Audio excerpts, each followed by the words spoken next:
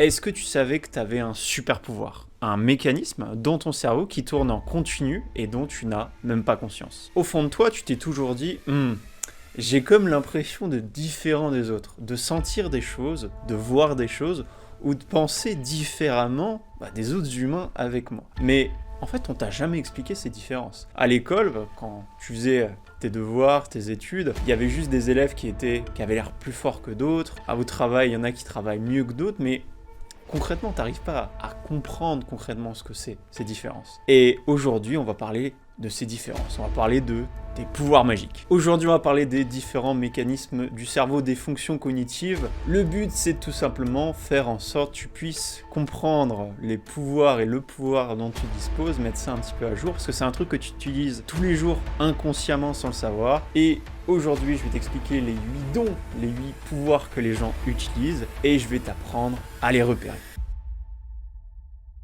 Bonjour à tous, c'est Yann, j'espère que tu vas à merveille. Moi de mon côté ça va super bien. Aujourd'hui, on va apprendre à lancer des boules de feu.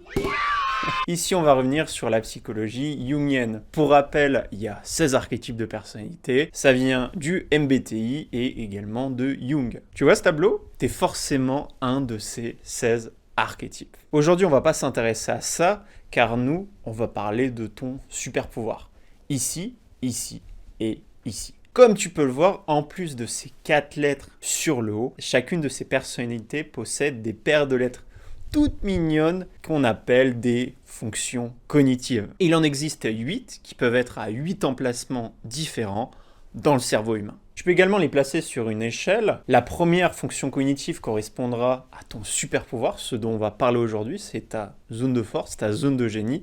Et la 8e fonction cognitive à ton talon d'Achille, ton point faible. Ce dont on va parler aujourd'hui, c'est ton super pouvoir, donc la première fonction cognitive. On a 4 grandes fonctions cognitives qui sont représentées par les lettres suivantes, N, S, T et F. Et ces fonctions cognitives ont la particularité d'être soit introverties, soit extraverties. Et donc ça correspond aux 8 fonctions cognitives du cerveau humain. Donc parmi ces 8 fonctions cognitives, il y en a forcément une qui est ton super pouvoir en quelque sorte. C'est un truc qui tourne en continu dans ton cerveau et dont t'améliore l'efficacité depuis que t'es enfant. Ça continue à tourner, ça continue à s'améliorer au fil du temps, au fur et à mesure que tu gagnes en âge. C'est un mécanisme qui est présent en toi depuis que t'es enfant, mais personne t'a jamais expliqué comment ça fonctionnait. Et donc on va faire ça aujourd'hui. On va commencer avec la première fonction cognitive qu'on appelle la fonction N qui correspond à intuition et E extraverti. Voilà, aussi simplement que ça. Ça correspond à quoi? Ça correspond au futur des autres. En ce qui concerne le futur, considère qu'en psychologie jungienne, il y a 2 types de futur.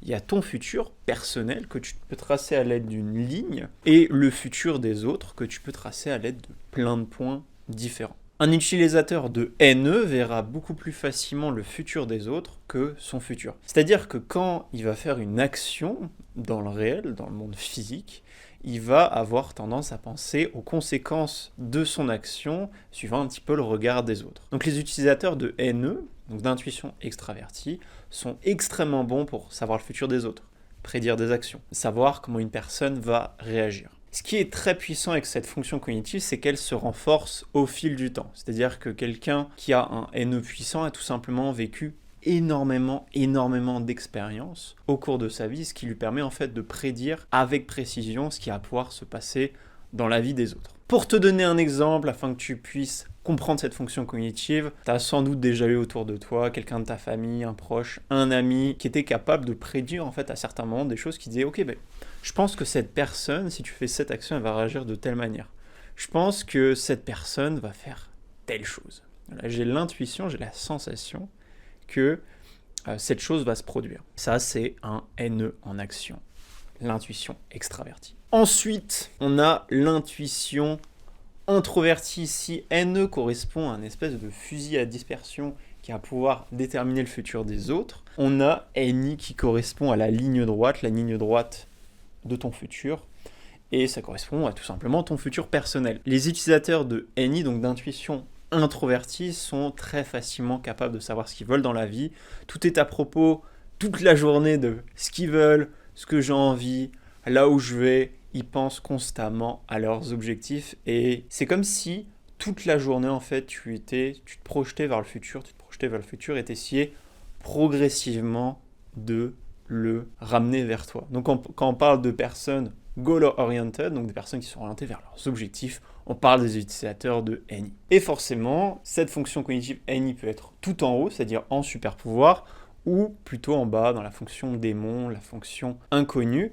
Et donc, forcément, pour certains archétypes qui ont des NI qui sont plutôt orientés vers le bas, ils auront besoin d'énormément d'itérations, d'énormément d'expérience pour savoir précisément ce qu'ils veulent dans la vie. Ensuite, on a la fonction SE qui correspond aux sensations extraverties, sensing extrovert en anglais. Donc ça correspond au fait de donner une bonne expérience à quelqu'un, au fait de lui donner des bonnes sensations physiques, également à la performance et au temps de réaction.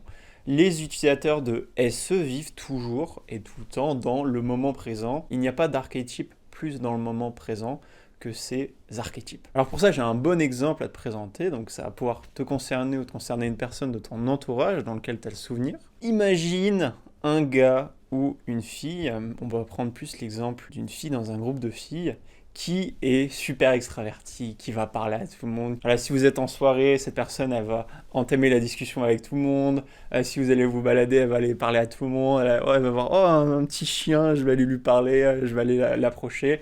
Ça peut correspondre par exemple à un ou une ESFP, un archétype qui veut particulièrement dans le moment présent et qui est super extraverti et qui va vouloir donner une bonne expérience, des bonnes sensations à tout le monde, faire en sorte que tout le monde, à l'intérieur de cette soirée, de 3, 5, 7 personnes se sentent super bien. Et donc, toi, si par exemple tu es un petit introverti ou un petit timide, elle va aller te parler juste pour savoir comment tu te sens et pour faire en sorte que tu aies des bonnes sensations. On appelle ça SE, ce qui correspond au fait d'envoyer des bonnes sensations, donner une bonne expérience à quelqu'un. Ensuite, SI, si tu peux considérer SE comme une épée qui aime bien donner des bonnes sensations à tout le monde, on a SI là qui serait plus un bouclier qui sert à quoi? Qui sert justement à recevoir ces sensations, ces bonnes émotions. Et donc SI, ça correspond au fait de recevoir de l'expérience, des choses. Donc plus un utilisateur de SI va recevoir de choses, plus en fait ça va entre guillemets développer ses capacités. Et ces personnes ont tout simplement une mémoire incroyable. Je connais pas d'archétype avec des mémoires aussi grandes. Ces personnes peuvent littéralement vous raconter des histoires de quand ils avaient 4, 5, 6, 7 ans alors qu'ils ont 30, 40, 50, 70 ans. Ils se rappellent d'événements mais ultra précis alors que personne ne s'en rappelle. Tout simplement, c'est des SI héros. Ce qui est lié aussi à SI, en plus d'avoir une mémoire long terme et de recevoir des sensations, c'est ce qui est lié à l'organisation, la discipline. En général, c'est des personnes qui sont très routinières et qui sont capables de garder des routines sur le très long terme. Et forcément, si c'est des routines qui les amènent au succès ou qui les amènent à progresser, c'est génial. Ensuite, on a les fonctions cognitives avec T et on va commencer par TI. TI logique qui correspond à la logique, à la recherche de la vérité. C'est quoi la logique pour un utilisateur de TI? C'est tout simplement cette chose est vraie, cette chose est fausse. Les utilisateurs de TI auront tendance extrêmement souvent, si ce n'est tout le temps, à vouloir rechercher la vérité derrière un système, derrière la compréhension d'un concept. Donc considère que c'est des gens avec des cocktails Molotov qui aiment bien les balancer sur tout ce qu'ils peuvent pour essayer de brûler cette chose, de brûler ce concept, cette idée, cette personne, pour essayer de discerner un petit peu la vérité. Voilà, parce qu'une fois que tout est cramé, qu'il ne reste plus rien, on regarde un petit peu les débris et les 2-3 trucs qui restent, et on fait « Ah d'accord, je comprends, en fait c'était une théorie qui était valable ». Considère que c'est un reality check, un test de réalité. Voilà, coup de poing, coup de genou, coup de coude, hop, hop, et voilà, on essaie de découvrir la vérité derrière cette chose. Ça, c'est les TI logiques. Également, ces archétypes ont parfois tendance à être un petit peu violents dans leur manière de communiquer. Pourquoi? Parce que tout simplement, ce qui les intéresse et ce qui importe pour eux, et ils pensent forcément que tout le monde est comme eux, c'est la logique, la recherche de la vérité.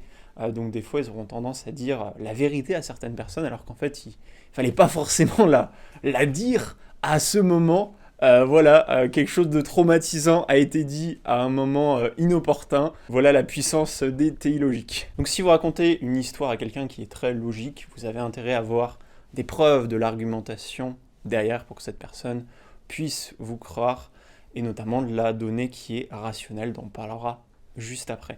Un bon exemple de TI logique, je peux vous donner l'exemple d'un INTP fameux Albert Einstein, qui est un TI héros, donc qui est un petit peu son super pouvoir. Et donc forcément, le gars de son côté, il s'est imaginé plein de trucs, plein d'expériences à l'aide de la lumière dans sa tête, et il s'est forcément au fur et à mesure rendu compte de certaines théories comme la relativité générale, et tout un tas de théories qui ont amené progressivement au fait de comprendre l'univers beaucoup plus en détail. Donc voilà un TI logique en action.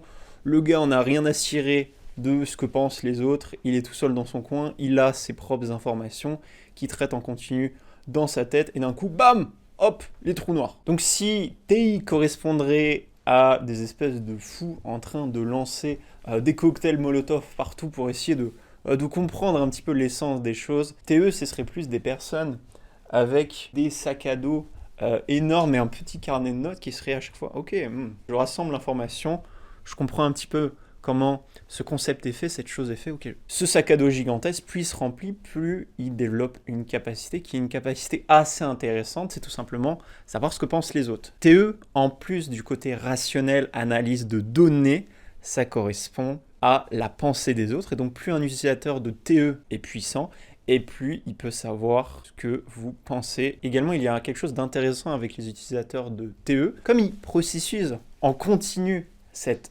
information, donc ce que pensent les autres, au niveau de leur conception de la vérité et de comment fonctionne le monde, on se rend compte que ce qui est important, c'est plus trop en fait ce qui est vrai, mais ce que pensent les autres. C'est-à-dire que si tout le monde dit que je suis une bonne personne, j'ai beau être le pire des connards, me comporter vraiment d'une manière absolument odieuse. Si tout le monde dit que je suis une bonne personne, je suis une bonne personne. Et si tout le monde dit que je suis un connard alors que je me comporte super bien, là je vais vraiment pas me sentir bien. Pourquoi ? Parce que ce que les autres disent, c'est potentiellement vrai. Parce que si je rassemble tout un tas d'informations sur une centaine de personnes et que tout le monde me dit cette chose, c'est que ça doit être vrai, c'est que ça doit être la chose rationnelle. Au milieu de ce monde de fous avec des gens qui lancent des cocktails Molotov, des gens qui se baladent à l'épée, au bouclier, des gens avec des sacs à dos qui se trimballent absolument partout pour essayer de comprendre ce que pensent les autres. On a les utilisateurs de FI. FI qui correspond au feeling introvert, donc c'est tout simplement vos émotions, vos propres émotions. Il y a certains archétypes, notamment un archétype dont j'avais parlé, les INFP,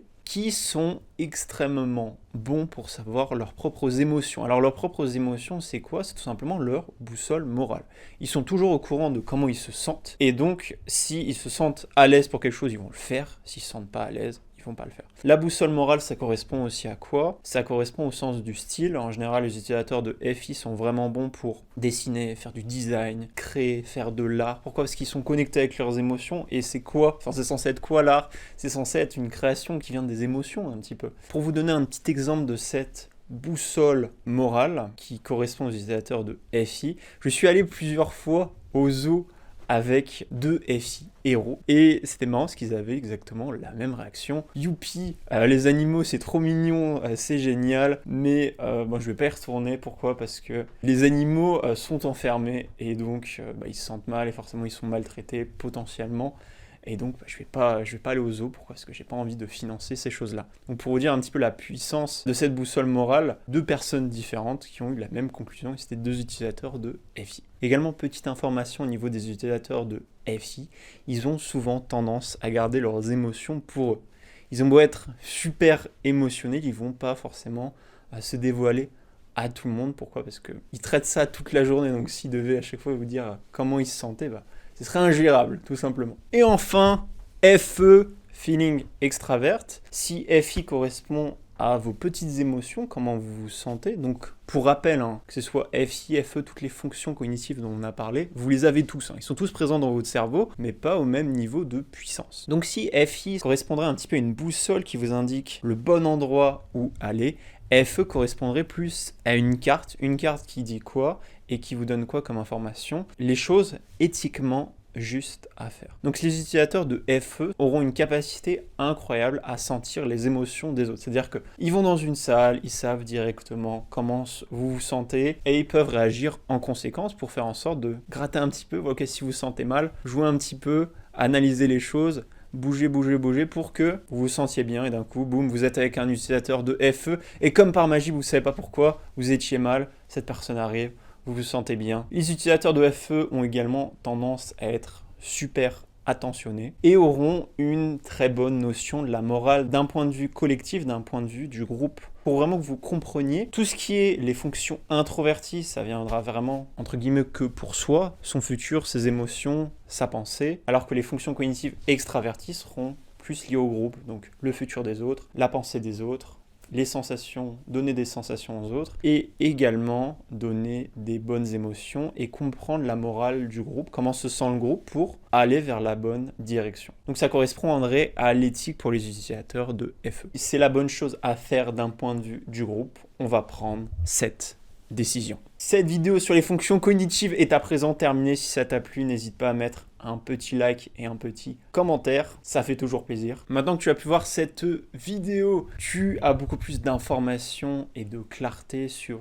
des fonctions cognitives, donc je suis sûr et certain que tu sais au fond de toi un petit peu quel est ton super pouvoir. Et si tu connais pas du tout ta personnalité, envoie-moi un message en commentaire sur les réseaux, voilà, sur mon Instagram, pour que je puisse trouver ta personnalité. Je t'invite vraiment au cours des prochaines semaines à faire de l'introspection avec toi-même et également regarder autour de toi, et tu verras que toutes ces fonctions cognitives dont j'ai parlé, tu vas pouvoir les comprendre, les découvrir et au fur et à mesure apprendre à utiliser les tiennes et également celles des autres autour de toi. Je te souhaite une bonne fin de journée et je te dis à la prochaine.